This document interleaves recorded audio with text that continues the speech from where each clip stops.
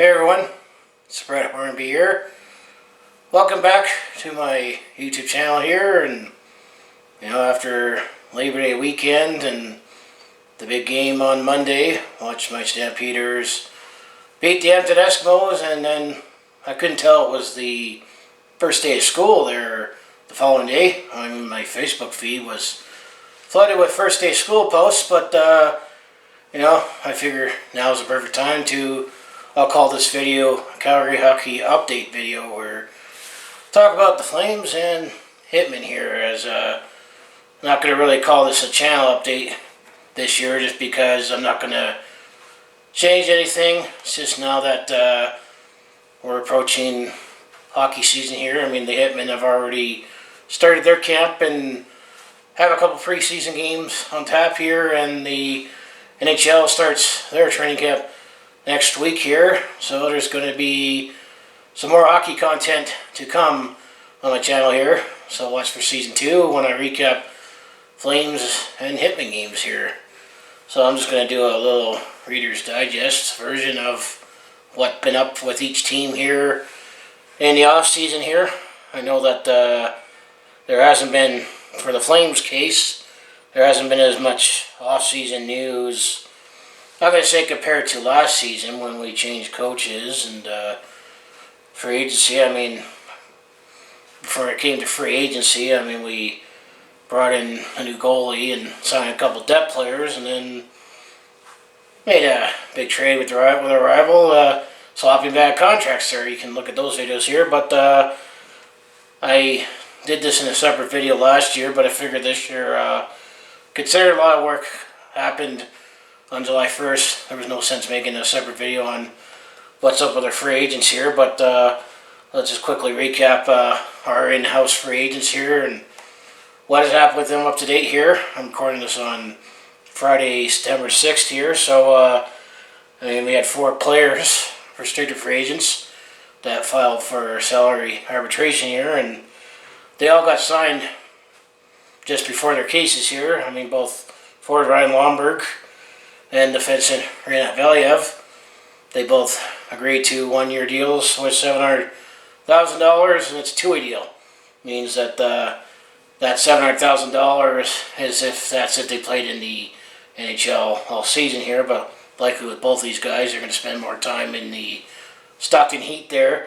So likely they're going to be making 10% of that, so probably $70,000 or $80,000 with the Stockton Heat. And then forward Sam Bennett did sign to a 2-year deal worth $5.1 million overall. He had his arbitration case. And goalie Dave Riddick, Big Save Dave, he signed a 2-year deal worth $5.5 million over that 2 years. So reasonable cap hits for both those guys for what they offer, and still might keep them hungry for to cash in later here. Of course, there's still 2 more restricted free agents you're still waiting on. Andrew Mangiapane, which apparently, according to various sources, apparently him, that being Andrew Mangiapane, and the Flames are $200,000 apart here, where apparently the Flames are willing to offer him $800,000, while he thinks $1 million. So I'm not too sure what's going to happen out of that. So it wasn't really any held up with the other guy, Matthew Tkachuk, and I haven't heard anything, but it's been a slow off season for big name restricted free agents.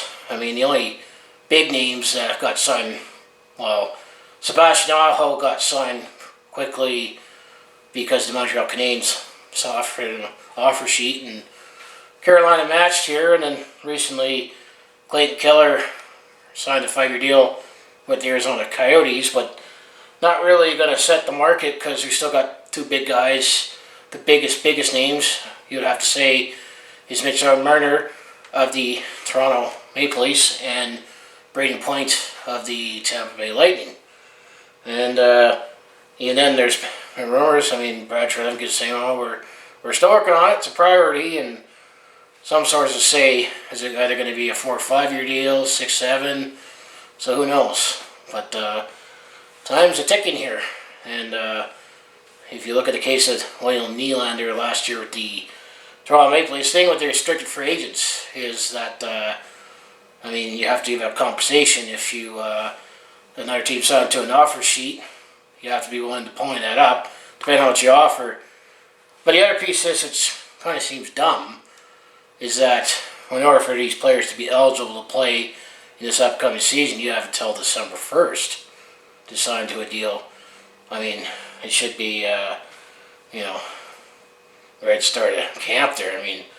You're risking players being out of sync here, key players being out of sync here, but anyway, who knows, maybe something will still get done, or I figured that this would have gotten done when I was on holidays here, when I wouldn't have been as ready or available to post a video, especially at my second destination where the Wi-Fi wasn't as good.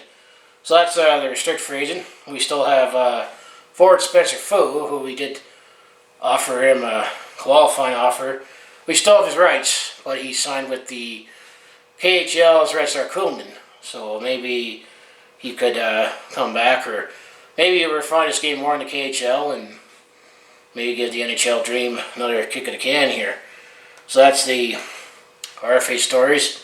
UFA, a lot of these guys were gone July 1st. When you go back to my UFA or my free agent frenzy video here, two biggest names. We didn't sign any unrestricted free agents that we had. Garner Hathaway signed a 4-year deal that pays him $6 million for over 4 seasons with Washington, and then Mike Smith, the goalie, signed a 1-year deal, $2 million with the Edmonton Oilers, with bonus to pay him another $2 million, and then you had Curtis Lazar, forward, signed a 1-year $700,000, which is the league minimum with the Buffalo Sabres, and then defenseman Oscar Fenberg signed a 1-year $800,000 deal with the Vancouver Canucks. Dalton Prout, I think he signed a league minimum 1-year $700,000 with the San Jose Sharks. And then a couple other guys that were minor names is Tyler Gorovic. He signed with the Vancouver Canucks, and there's yet another former Flame that's going to now be an Edmonton Oiler, although he's probably going to spend more time with Bakersfield, is forward Anthony Peluso. He's actually signed with the Edmonton Oilers there, so a lot of former Alberta teams swapping jerseys here.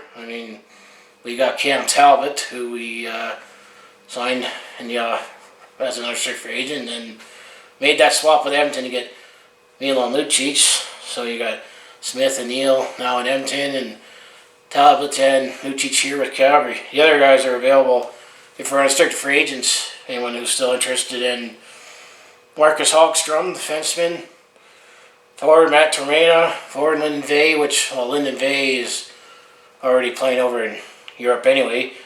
Defenseman Josh Healy, goalie Mason McDonald, forward Brett Pollock, and forward Kirby Reichel.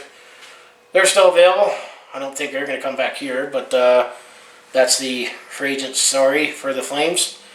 And then we signed some players to professional tryouts here. If you go back to my Yusuf Valimaki video there, about it does suck that he sustained an injury and who knows how long he's out for, and speculation was that the Flames might be looking for a defenseman to sign to bring in.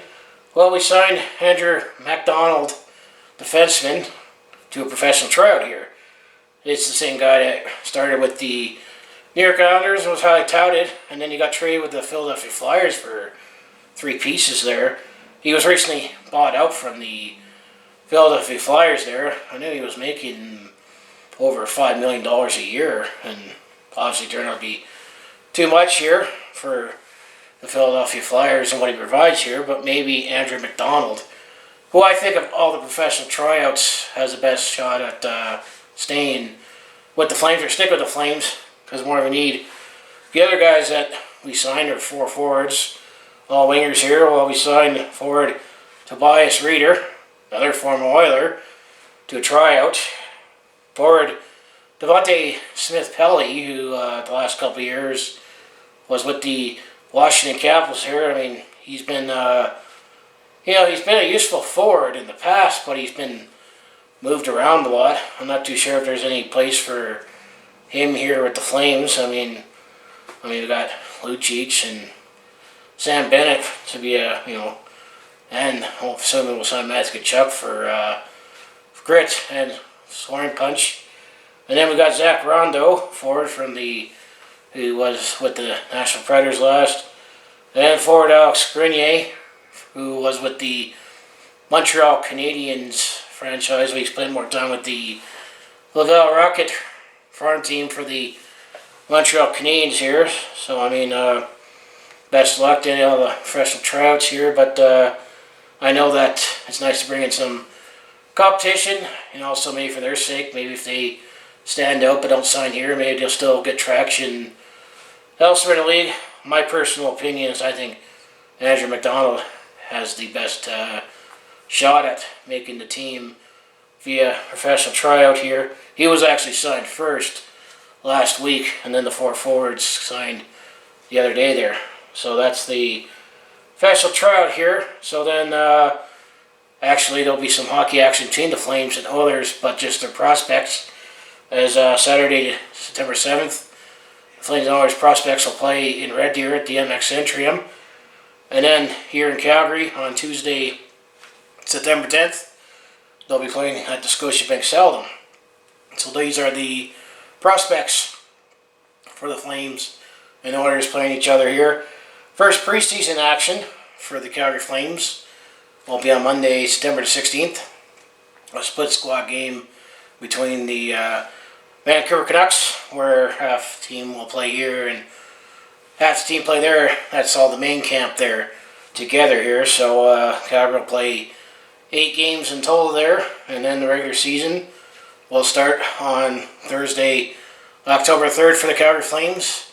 No better off to start with the team that knocked you out in the playoffs, the Colorado Avalanche. So the Calgary Flames will be playing in Colorado to start the 2019-20 season here. And the home opener will be on Saturday, October the 5th against the Vancouver Canucks. So 2 big games right away to start the 2019-20 season.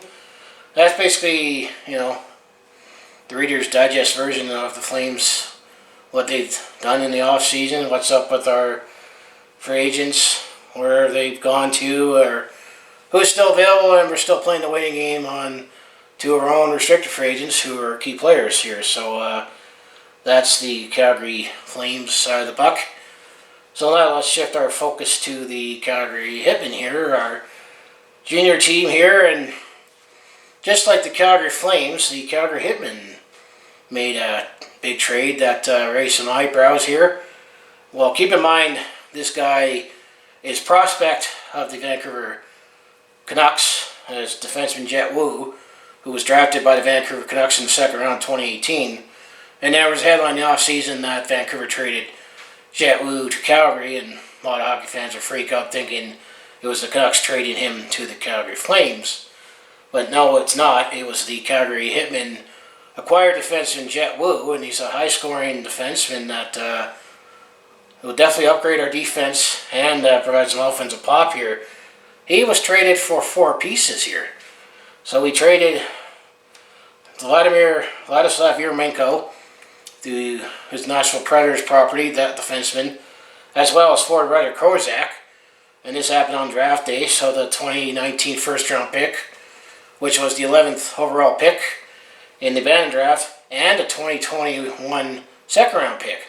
So 2 players and 2 draft picks are going to the Moose Jaw Warriors' way. In exchange, we get defenseman Jet Wu. So, woohoo.